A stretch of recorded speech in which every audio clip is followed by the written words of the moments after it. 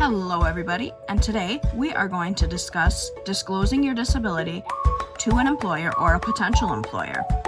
There are a lot of issues surrounding this topic and a lot of misinformation out there, so I want to help clear up any misconceptions to help you make the most of your life with chronic illness.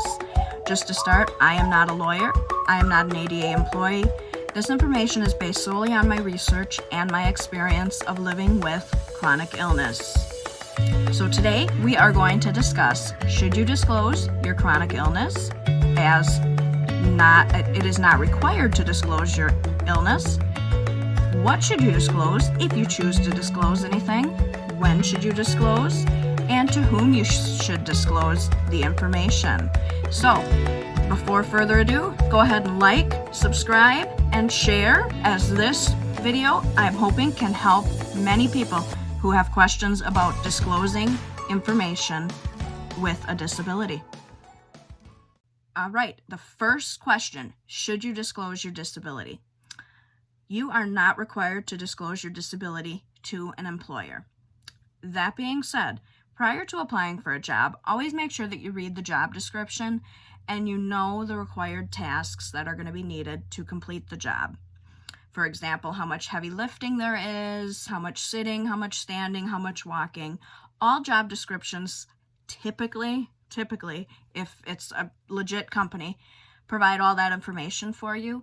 So you can go over it and you can read it and you can assess it and figure out if it's something that's going to be a good fit for you, where you're going to be able to physically handle the job with reasonable accommodations. Now, reasonable accommodations defined by the American Disability Association's national network includes changing job tasks. If, for example, the task that they're hiring for isn't something that you could do, if they could change it a little bit to make it something you could do, that's a reasonable accommodation. No reason why they can't give you the job and just help you do it a different way. It can also include accessible parking. If you need to park closer to the building, especially during winter, if you live in snowy or icy conditions, that can definitely help so you're not slipping and falling.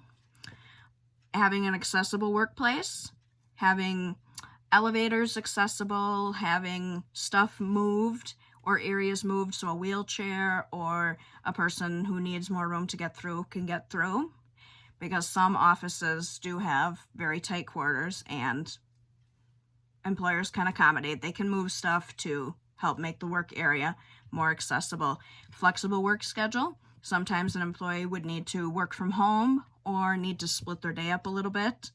That is definitely a reasonable accommodation for some jobs.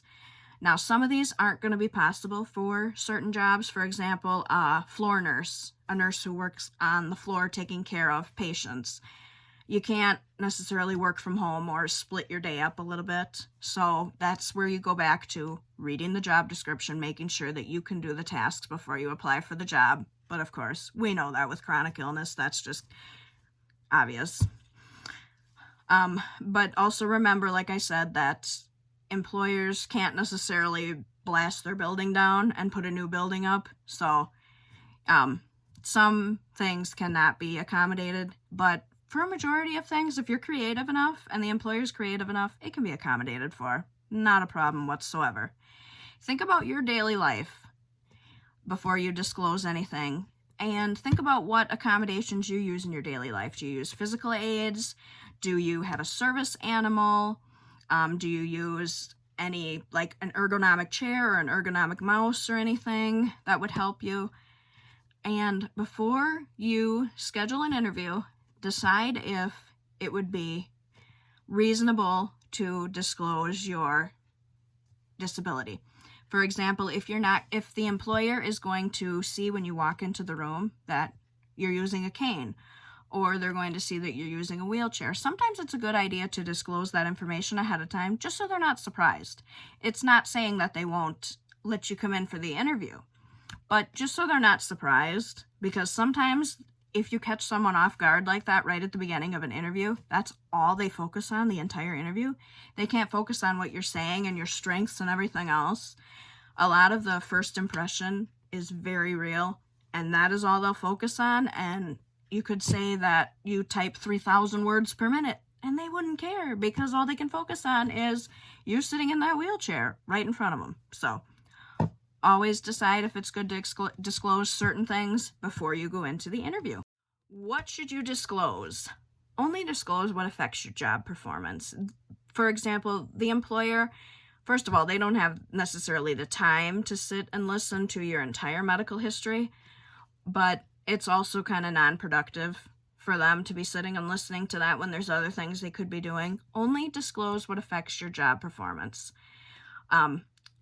For example, they don't need to know that your mast cell activation causes infrequent itching in your left big toe. Totally not important. And advocating is good, but your information is private and it's your information. It does not need to be shared with people who do not need to know it.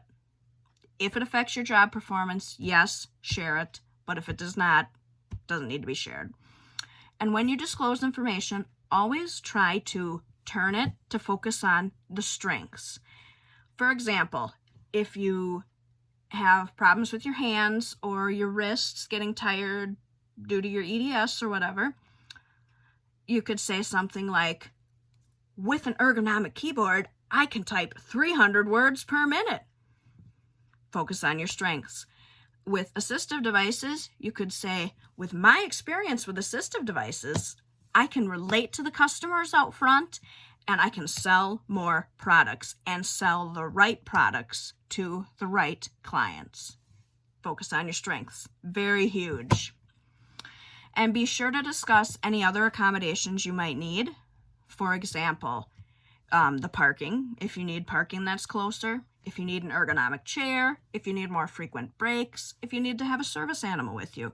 Make sure to discuss those with the person that you are disclosing your disability to. But long story short, if it doesn't need to be disclosed, do not disclose it. It's your private health information.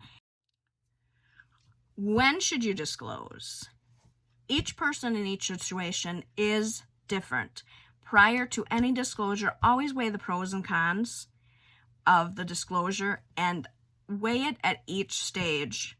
For example, at hiring, would it be beneficial to disclose it now or would it not? There is no law that says you have to disclose at a certain time per the ADA.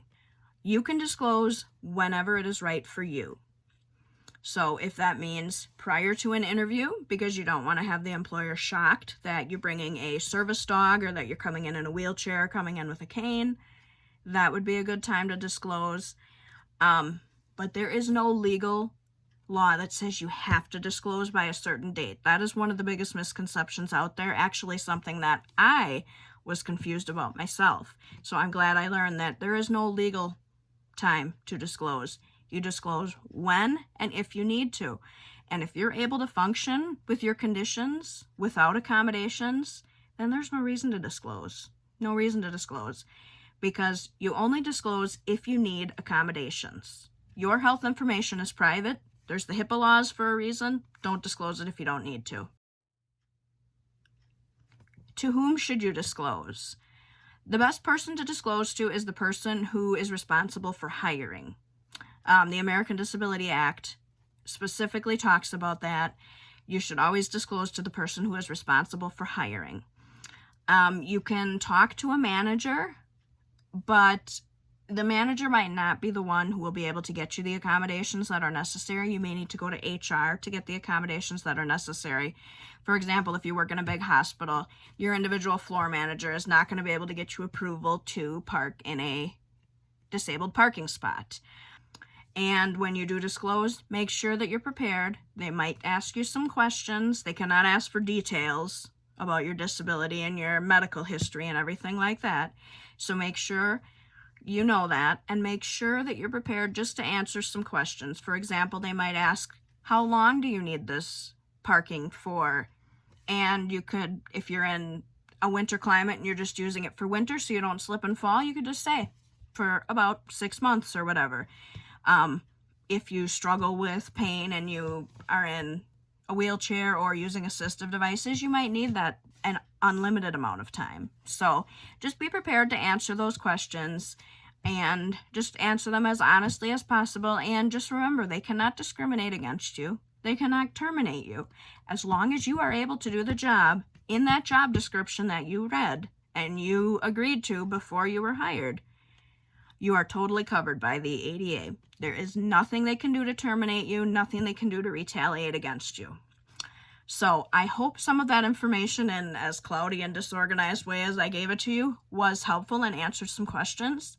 So please subscribe, like, and share to help spread awareness. And I look forward to seeing you in the next video.